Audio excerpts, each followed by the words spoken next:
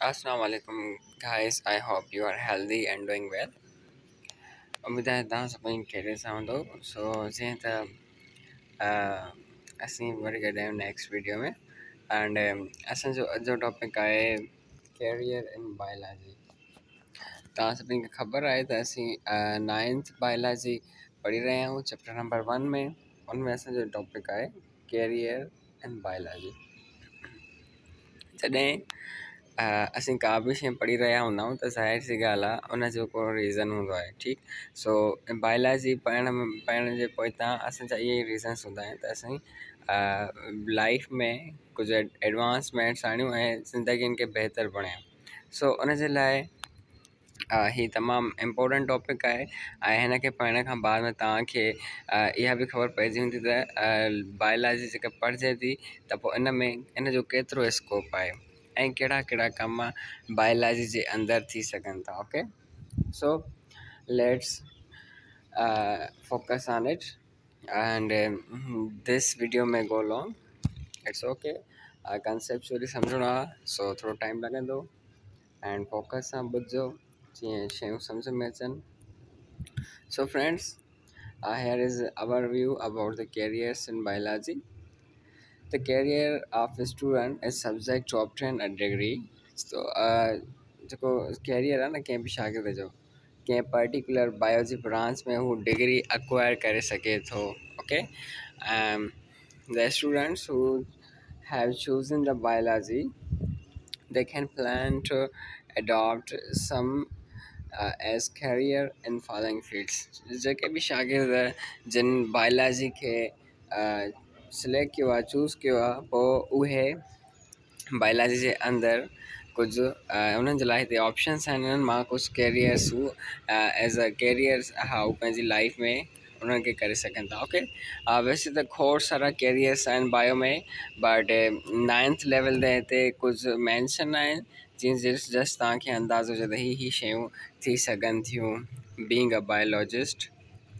Okay, so असांजो first career आहे medicine and surgery.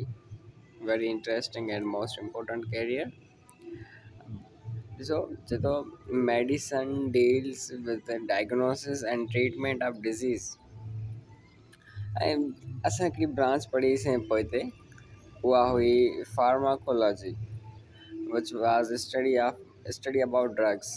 अच्छा, एंड हाणे हिते असीं मेडिसन जो कैरियर पढ़ी रहिया आहियूं। Okay, and let me tell you the difference between medicine and pharmacology। जीअं त असीं प्रीवियस वीडियो में फार्माकोलॉजी खे डिफाइन करे चुका हुआसीं, which is taken from pharmakon and जंहिंजी माना हुई फार्माकोन जी माना छा हुई? ड्रग्स। ओके, सो तंहिंमें असीं सिंपली स्टडी कयूं पिया ड्रग्स जी ऐं ड्रग्स जा कहिड़ा असर हुया हिकु लिविंग ऑर्गेनिज़म ते। Okay friends, so medicine is a bit different from pharmacology। okay, here it is also defined that medicine जेका है ना उहा डील करे थी कंहिं बि डिज़ीज़ जे डायग्नोसिस सां ऐं उन डिज़ीज़ खे ट्रीट करण सां and also prevention of that particular diseases. Okay, का बि डिज़ीज़ आहे उनखे डायग्नोस करणु मीन्स उन डिज़ीज़ खे आइडेंटिफाई करणु आहे, उन बीमारी खे ॻोल्हणु त कहिड़ी डिज़ीज़ आहे, देन उनखे ट्रीट करणु, उनजो इलाजु क्यूर करणु। ओके, देन उनखे प्रिवेंट बि कबो आहे through the medicine. Okay, prevent of the diseases and surgery. अच्छा, उन खां बाद में हाणे हिते ॿ टर्म्स आहिनि, हिकिड़ो मेडिसन डिफाइन थियल आहे, उन खां बाद में वरी सर्जरी आहे। Okay, so now let's focus on surgery. Surgery deals with the repair, replacement or removal of the affected organ। Friends, कॾहिं कॾहिं छा थींदो आहे, को बि पेशेंट एतिरो शदीद बीमार थी पवंदो आहे, पोइ उनजी बॉडी में कुझु बि डिसफंक्शनिंग थी वञण जे करे, शदीद जेको आहे डिस्टर्बेंस अचण जे करे कुझु बॉडी जा पर्टिकुलर ऑर्गन्स अफेक्ट थी वेंदा आहिनि। ओके, एंड रिज़ल्ट में उहे ऑर्गन्स में बि नॉन फंक्शनल थी सघनि था।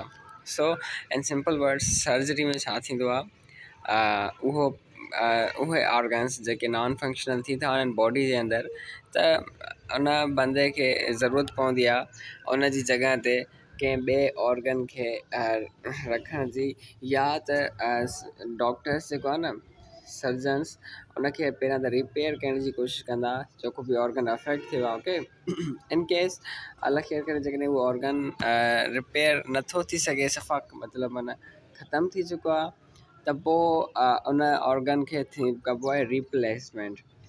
रिप्लेसमेंट मां सिंपली मुराद आहे त उन ऑर्गन खे बॉडी मां कढी करे उन उज़वे खे जिस्म मां कढी करे उन जी जॻह ते हिकिड़ो ॿियो उज़वो लॻायो वेंदो आहे। ओके, या त वरी कुझु केसिस में ईअं थींदो आहे जेकॾहिं उहो ऑर्गन इन केस सफ़ा मतिलबु माना नथो कमु करे ऐं रिप्लेसमेंट उनजी ॿियो को ऑर्गन न आहे, त पोइ उनखे रिमूव करे छॾिबो आहे। ओके, पोइ कुझु ट्रीटमेंट्स हलंदा आहिनि उन्हनि जा।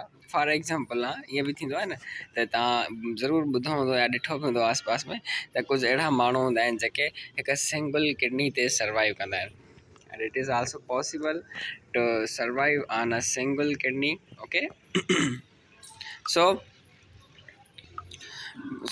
पोइ उहे कुझु अफेक्टेड ऑर्गन्स जेके थींदा आहिनि उन्हनि खे रिपेयर कबो आहे। जेकॾहिं रिपेयर नथो थिए त पोइ उन्हनि जी रिप्लेसमेंट थींदी आहे। जेकॾहिं रिप्लेसमेंट बि नथी थिए त पोइ उन्हनि खे कयो वेंदो आहे रिमूव। अच्छा, इन केस जेकॾहिं अहिड़ो को मेजर ऑर्गन आहे, फॉर एग्ज़ाम्पल लाइक हार्ट आहे, या उन खां अलावा असां चऊं स्प्लीन थी वई, और फॉर एग्ज़ाम्पल कंहिंजी बोथ किडनीज़ ॿई जेको आहे किडनीज़ फेल थी वञनि, त पोइ इन केस में खोड़ सारा ऑप्शंस आहिनि। हिकु त किडनी डायलिसिस हिकिड़ी मशीन आहे, तव्हां पढ़ंदव किडनी डायलिसिस जे बारे में मैट्रिक लेवल ते। ओके, सो किडनी डायलिसिस मशीन आहे, उहा किडनीज़ जो फंक्शन परफॉर्म कंदी आहे। एंड उन खां अलावा या त उनखे ॿी का किडनी बि उनजी बॉडी में असीं फिट करे सघूं था। अल्हम्दुलिल्लाह टेक्नोलॉजी तमामु एडवांस थी रही आहे ऐं अॻिते हली करे अञा एडवांस थींदी रहंदी। ओके, ॻाल्हियूं त खोड़ आहिनि मेडिसिन ऐं सर्जरी में, सोचूं था नेक्स्ट असांजे कैरियर ते। सो असांजो नेक्स्ट कैरियर आहे agriculture. Okay, agriculture simply means ज़राअत। Let's see, agriculture, this deals with the production of varieties of crops, fruits, vegetables and dairy products। तमामु बहितरीन जेको फ़सुल आहिनि, एग्रीकल्चर आहे, उहो वास्तो रखे थो मुख़्तलिफ़ फ़सलनि सां। एग्रीकल्चर मुख़्तलिफ़ फ़सलनि सां डील करे थो, ऐं फ्रूट्स सां, वेजिटेबल्स सां, जेके बि सब्जियूं भाॼियूं आहिनि जेके असीं कंज़्यूम कयूं था, जिन ते असीं डिपेंडेंट आहियूं। Okay, so and also dairy products मां मतिलबु त उहे शयूं जेके जिन जे ठहण में असांजे मिल्क जो ॾाढो यूज़ हुजे। ओके, डेयरी प्रोडक्ट्स में असांजी योगर्ट अची वई, yoghurt. Okay, YOUGRT, yoghurt which means ॾही, या वरी बटर थी वियो। Okay, butter. सो ही जेके डेयरी प्रोडक्ट्स आहिनि, these are also known as the products which are made of milk। Okay, उन्हनि खे असीं डेयरी प्रोडक्ट्स चवंदा आहियूं। सो इन सिंपल वर्ड्स एग्रीकल्चर जेका आहे उन में छा थो थिए, डिफरेंट वेराइटीज़ आहिनि उन्हनि जूं, क्रॉप्स जूं ऐं फ्रूट्स वेजिटेबल्स जूं and dairy products also include in agriculture. Okay, ॾिसो हाणे हिते ॻाल्हाइनि आहे पाकिस्तान जे बारे में। Pakistan, being an agricultural country, it can play very important role and also it is playing, as I would say, Pakistan जो तमामु वॾो किरदारु आहे एग्रीकल्चर में। छो त असांजी जेका पाकिस्तान कंट्री आहे न, उते अल्हम्दुलिल्लाह तमामु घणो एग्रीकल्चर रेशो आहे। ओके, बट रिसेंटली केनाल्स जा वॾा इशू हलनि पिया, इनखे असां इन जे हुअण जे करे असांजी जेको आहे न, बसि लेट्स गेट अहेड सॼो। अच्छा, सो नेक्स्ट असांजो कैरियर आहे विच इज़ हार्टिकल्चर। हार्टिकल्चर पिणु जेको आहे न एग्रीकल्चर जो ई पार्ट आहे। This is also a part of agriculture in which work is carried out for the development of new varieties of plants and their products. कमाल जी branch आहे। इन में छा थींदो आहे त इन में हॉर्टिकल्चर में जेके प्लांट्स आहिनि न उन्हनि जी मुख़्तलिफ़ वैराइटीज़ ते कमु कयो वेंदो आहे। उन्हनि ते फॉर एग्ज़ाम्पल उन्हनि जा कुझु न्यू जेको आहे न प्लांट्स ठाहिणु एग्ज़िस्टिंग प्लांट्स मां ॾाढी इंट्रस्टिंग आहे। एंड तव्हां कॾहिं विज़िट करणु विया हूंदो कंहिं स्पेशल जॻहुनि ते कंहिं ख़ासि शयूं घुमण जे लाइ तव्हां विया हूंदो त इवन गार्डन्स में उते तव्हांखे ॾाढा ब्यूटीफुल प्लांट्स ॾिसण वटां मिलिया हूंदा। सो इहे हॉर्टिकल्चर आहे। ओके, जॾहिं तव्हां कुझु न्यू स्पेशीज़ ऑफ प्लांट्स ॾिसो था न, सो उहे हॉर्टिकल्चर में इंक्लूड थींदियूं छो त उन्हनि ते कमु कयो वेंदो आहे ऐं उहे स्पेशली डिज़ाइन हूंदियूं आहिनि for the sake of beauty. Like उहे ब्यूटीफुल प्लांट्स उन पर्टिकुलर जॻह खे बि ख़ूबसूरत करे छॾींदा आहिनि। पोइ नज़ारो उहो ॾिसण जहिड़ो हूंदो आहे जीअं टूरिस्ट ते विज़िट करणु ईंदा आहिनि। ओके, सिंपली देन आहे फॉरेस्ट्री। अच्छा, very interesting. Forests are the source of biodiversity. Okay, biodiversity मां मुराद आहे the diversity or variation in organisms in life, variety in life। मुख़्तलिफ़ जानदारनि खे असीं मिलाए करे उन्हनि खे असां हिकिड़ो टर्म ॾींदा आहियूं biodiversity. Biodiversity of plants and animals. तो जेके फॉरेस्ट्स आहिनि न जंगल, उहे हिकु वॾो ज़रियो आहिनि मुख़्तलिफ़ ॿूटनि ऐं जानवरनि जा। In fact U all know about it त जेके बि जंगल हूंदा आहिनि उते असांखे खोड़ डिफरेंट स्पेशीज़ मिलंदा आहिनि, different species of plants and animals. अच्छा, स्पेशी वर्ड तव्हां शायदि पहिरियां न ॿुधो हुजे। स्पेशी हिकिड़ो बायोलॉजिकल वर्ड आहे जंहिंजी माना आहे स्पेशी मां मुराद आहे ऑर्गेनिज़म आहे। कुझु अहिड़ा ऑर्गेनिज़म्स जेके हिकु जहिड़ा हुजनि, गॾु पाण में रहनि एंड उहे फर्टाइल ऑफ स्प्रिंग ॾियनि। वरी फर्टाइल ऑफ स्प्रिंग मां छा मुराद आहे? फर्टाइल ऑफ स्प्रिंग जंहिंमां मुराद आहे त उहे औलाद ॾियनि ऐं उन्हनि जी औलाद जेको आहे न अॻिते हली करे उहा बि औलाद ॾेई सघे। अच्छा, अॻिते हली स्पेशी खे असां पढ़ंदासीं। आई थिंक हिन ई चैप्टर 1 में ई सही तरीक़े सां स्पेशी खे बि डिफाइन कंदासीं। फ़िलहालु अचूं था असां पंहिंजे हिन फॉरेस्ट ते। सो मुख़्तलिफ़ जानदार रहंदा आहिनि, मुख़्तलिफ़ ॿूटा हूंदा आहिनि जंगलनि में, मुख़्तलिफ़ जानवर हूंदा आहिनि। So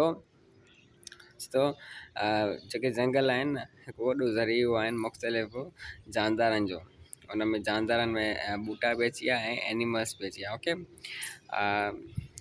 okay then and plants and animals of many kinds which live there, जेके उते जंगलनि में रहंदा आहिनि।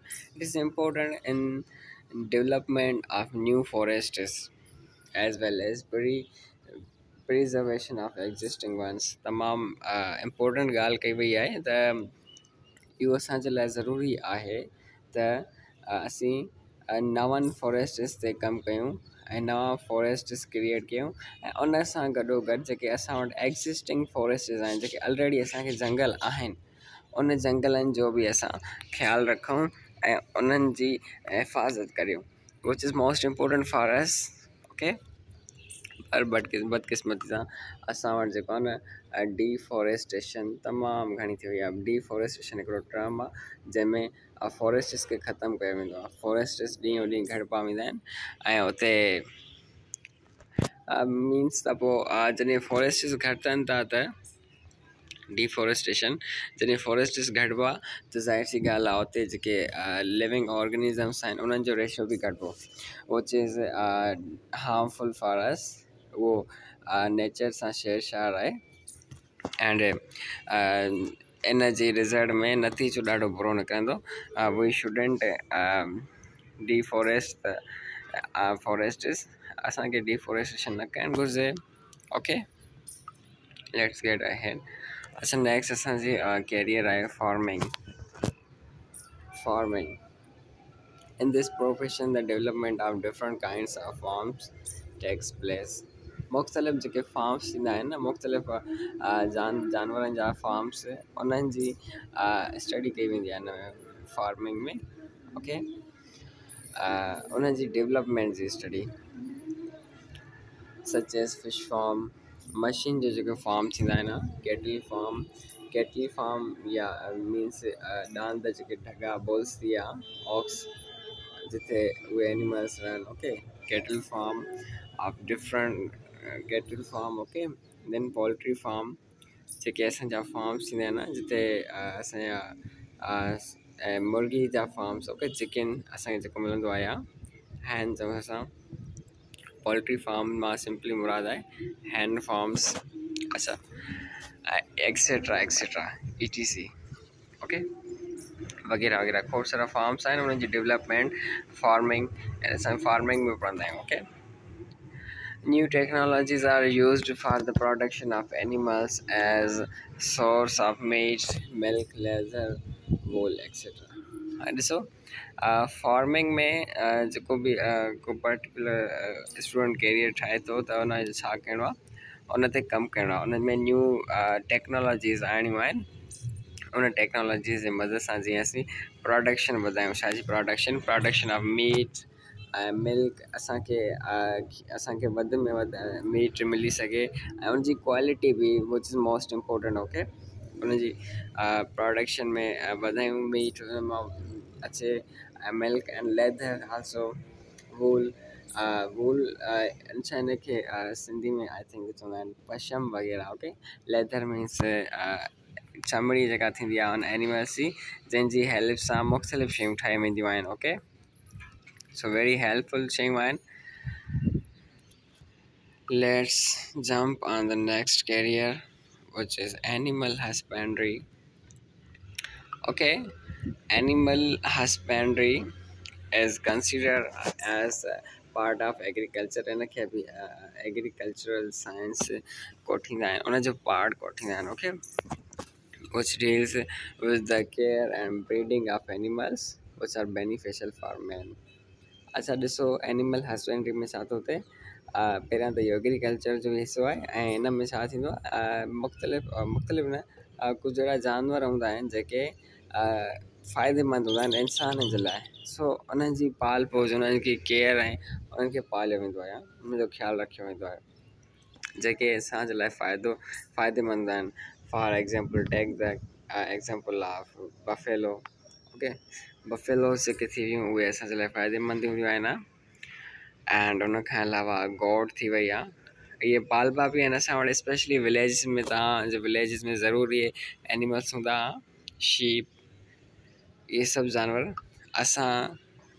असांजी लाइफ में वैल्यू एड कंदा ओके सो उन्हनि जी स्टडी कई वेंदी आहे एनिमल हस्बेंड्री में ऐं इन्हनि में एज़ अ तव्हां कैरियर बि तव्हां हिन में चूज़ करे सघो कैरियर कहिड़े साइंस में त तव्हां उन्हनि जी हेल्थ ते कीअं उन्हनि में उन्हनि जी जेको आहे सो क्वालिटी आहे उन्हनि जे मिल्क में एंड मुख़्तलिफ़ शयूं उन में स्टडी कयूं वेंदियूं आहिनि जॾहिं असां डिटेल में पढ़ंदासीं त पोइ तव्हांखे वरी ॿुधाईंदासीं okay let's come on the next branch अच्छा हाणे fisheries very important and interesting. The profession deals with the increased quantity and quality of fish production. Very interesting, friends. Fish is one of the best source of protein. So, fisheries में शादो कया मैंने only fishes की study कई थी मैंने. Someone who pursue the career in fisheries उन बंदे खे स्टडी करणी पवंदी फिशिस जे बारे में ऐं फिशिस जी स्टडी मां मुराद त उन्हनि जी गहराई में वञिणो पवंदो डिटेल में डीप में पढ़ंदो पोइ उनजो छा कमु हूंदो त उहो फिशिस जी क्वांटिटी ऐं क्वालिटी ते कमु करे ऐं उनजी प्रोडक्शन ते कमु करे बिकॉज फिश जेका आहे न बेस्ट सोर्स आहे प्रोटीन जो fish is essential for us मछी खाईंदा हूंदो उमेद आहे तव्हां मां त न खाईंदो सो फिशिस में जेको फिशिस जो प्रोफेशन आहे उन में फिशिस जी स्टडी कई वेंदी आहे एंड उनजी क्वालिटी मीन्स फिशिस जी क्वालिटी जेका थींदी आहे मतिलबु ज़ाइको बि हुजे उन्हनि में आहे ऐं उनखे खाइण खां बाद में बाक़ाइदा एनर्जी मिले एंड प्रोटीन बि हाई हुजे एंड सो आहे न ऐं उन्हनि खे डिटॉक्सीफाई कयो वञे उहे फिशिस असां लाइ हार्मफुल न थियनि कॾहिं कॾहिं मच्छी खाइण खां पोइ। अच्छा, वेरी इंट्रस्टिंग वन। इन में ॿियो मज़े जी ॻाल्हि इहा त माना उन में असां कुझु अहिड़ियूं बि फिशिस अॻिते हली करे जेनेटिक म्यूटेशन्स चेंजिस आणे करे अहिड़ी बि फिश तयारु करे था सघनि विच लैक थ्रोन्स। अच्छा, what do you mean by thorns? कुझु अहिड़ियूं मछियूं जेके कंडनि खां बग़ैर अचनि। Yes friends, it is also possible. ऐं आहे अहिड़ियूं फिशिस आहिनि जिन में थ्रोन्स न हूंदा आहिनि।